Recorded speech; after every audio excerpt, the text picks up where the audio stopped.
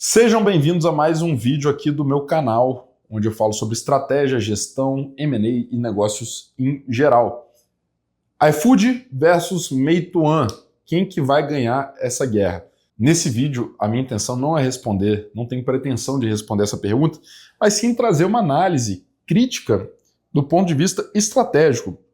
O que muda nos mercados quando entra um competidor tão grande, com tanto dinheiro no caixa? Meituan, para quem não sabe, é uma empresa chinesa que domina o delivery lá na China e em outros países, que está vindo para o Brasil com um caminhão de dinheiro, mais de 5 bi no caixa, para competir pelo mercado de delivery. Hoje eu acho que o iFood deve ter mais de 80% do mercado de delivery no Brasil, o que facilmente configura aqui um monopólio. Ah, Rodrigo, eu aprendi nas minhas aulas que o monopólio é crime, etc. Pessoal, toma cuidado, assim, porque uma coisa é o lance criminal, outra coisa é o monopólio no sentido de dominância de mercado. Toda empresa, por essência, ela deveria ou ela busca, ainda que de forma velada, um monopólio no seu setor. E não necessariamente tem algo de errado em ter um monopólio do seu segmento. O Google dominou o mercado de buscas durante muito tempo, por mérito próprio. O iFood domina o mercado de delivery. E olha que eu fui competidor do iFood e eu digo com muita clareza, por mérito próprio, o iFood domina o mercado de delivery. E aí, de repente, né, claro que a gente tem a Rappi aqui no Brasil, tem outros aplicativos, mas a Rappi talvez seja o player mais relevante.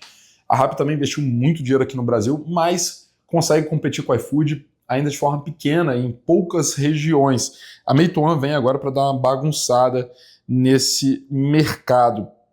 Então, acho que a primeira coisa que é legal da gente dizer é que, do ponto de vista estratégico, o monopólio ele não é um crime, ele é um objetivo de qualquer empresa. É criar uma proposta de valor que ela seja tão incrivelmente atrativa para os seus clientes e tão sustentável a longo prazo, que é a tal das vantagens competitivas, que ela faça com que, cara, nem precise existir outros competidores. A minha solução ela é matadora, ainda que para um segmento específico daquele mercado. Tá? Acho que esse é o primeiro grande ponto. E aí eu acho que vem um outro ponto interessante, que é a gente vai ver vários analistas defendendo de que a competição ela é positiva, a competição é sempre boa, etc. E a competição ela é boa ou ruim depende para quem que a gente está falando, beleza? Não tenha dúvida que pro iFood vai ser muito ruim. E eu não estou dizendo que ele vai perder essa guerra, mas vai ser muito ruim. Vai ter guerra de preço, vai ter briga de proposta de valor, vai ter briga de aplicativo, vai ter briga por entregador, vai ter briga por voucher e cupom de desconto, etc. E isso tudo, quando a gente tem lá nas forças do Porter, né, olhando estrategicamente nas forças do Porter, e a Meituan sendo um novo entrante, né, e potencializando essa força da própria concorrência ali, ela tende, como qualquer uma dessas forças, ela tende a pressionar preços para baixo em busca por fidelizar e manter ali o cliente, e tende também a fazer com que essas empresas tenham que oferecer um nível de serviço maior. Nível de serviço normalmente implica em custos, em mais custos. Ou seja, a gente deve ver, não publicamente, porque o iFood não é uma empresa pública, mas eu imagino que o iFood deva estar se preparando para uma redução na sua margem operacional, ou seja, vai ficar mais difícil ser lucrativo nos próximos anos aqui no Brasil. Então, do ponto de vista do iFood, a competição não é positiva.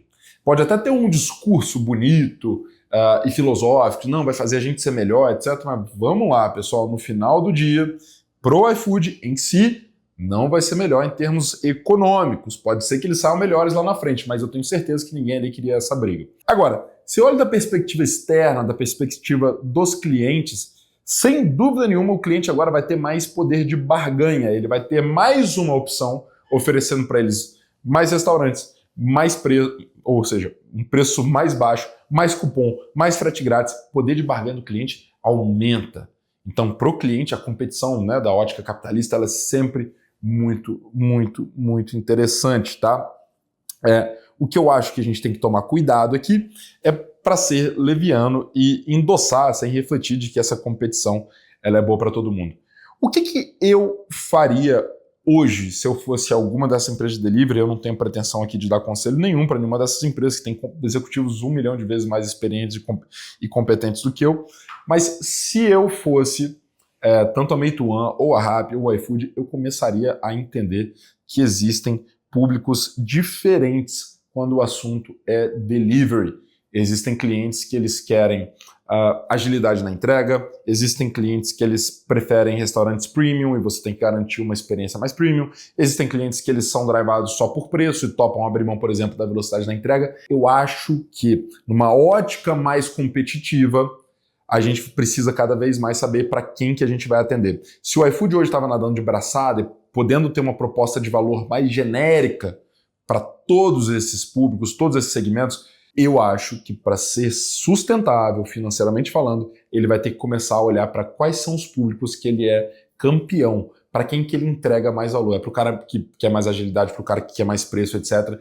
Porque senão ele vai entrar numa briga onde a única coisa que importa se chama caixa. E no curto prazo isso tende a ser muito ruim para todos os competidores desse segmento. A gente inclusive já tem visto essas empresas anunciando, acho que a Rappi anunciou, me corrijam aqui, pessoal da edição, se estiver errado, mas acho que a Rappi anunciou 3 anos sem cobrar taxas dos restaurantes, que também é um cliente desses aplicativos, certo? Então, o que esses restaurantes podem esperar daqui para frente? Provavelmente mais opções, um nível de serviço maior para eles, um preço menor, vai ter aquela competição de novo que eu participei lá em 2019, quando tava Glovo, tava gente expandindo aqui com a Chip, tinha iFood, tinha Rappi, tinha Uber Eats. O que acontecia? Cara, o restaurante basicamente ele conseguia operar delivery sem pagar taxa, porque a competição por ele era tão ferrenha que se perde a lógica competitiva, se perde a busca por eficiência operacional, perde-se a lógica pelo lucro e vira uma guerra de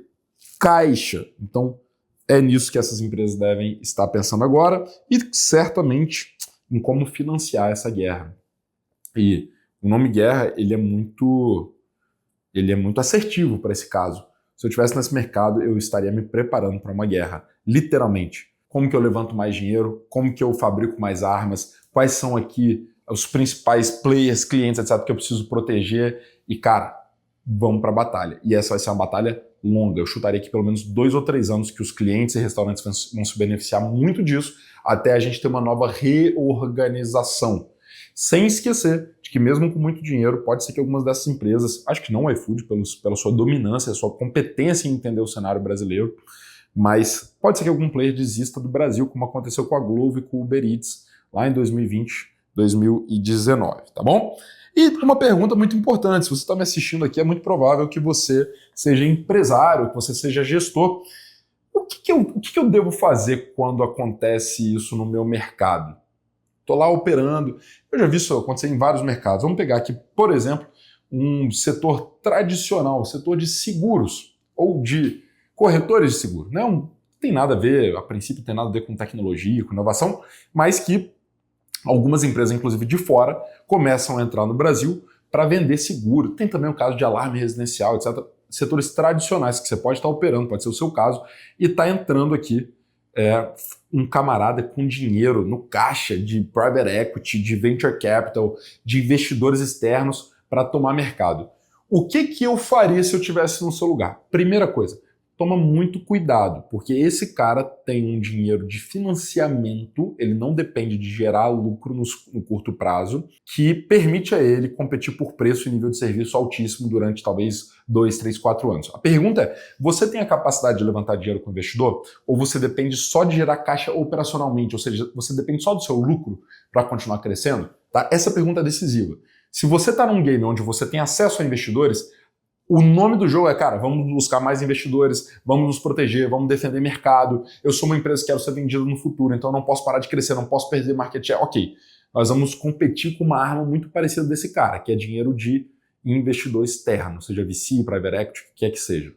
Se o seu jogo é um jogo de caixa operacional, um jogo de lucro, cara, aí é que você tem que voltar para a prancheta e analisar o seguinte, a mesma sugestão que eu tive a ousadia de dar aqui para iFood, Meituan, Rappi, etc. Quais são os segmentos de clientes, o que eu sou imbatível, em quais públicos, com qual proposta de valor, e eu vou proteger isso, eu vou reforçar. Claro, sem deixar de olhar para as oportunidades e riscos, mas o meu modelo operacional, ele é matador para qual segmento e com qual necessidade quando eu atendo, tá? E aí tome muito cuidado para você não ficar no meio do caminho e achar que você precisa baixar preço, aumentar nível de serviço para competir pelos clientes. Não, talvez você deva deixar alguns clientes irem embora, porque vai ser muito mais barato do que você mantê-los. Não esqueça essa lógica.